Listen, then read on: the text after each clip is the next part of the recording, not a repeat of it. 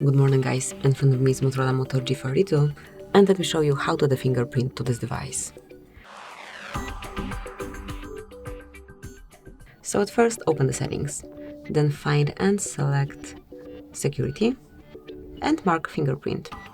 Draw the unlock pattern and tap on setup. As you can see, the fingerprint sensor is located on the back cover of your device, so just keep tapping over here. Here you've got it. So just keep tapping until your fingerprint is fully added.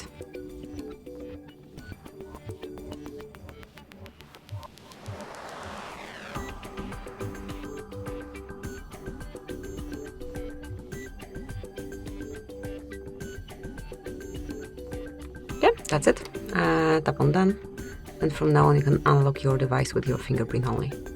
So that's it. Thank you for watching. Please subscribe our channel and leave the thumbs up.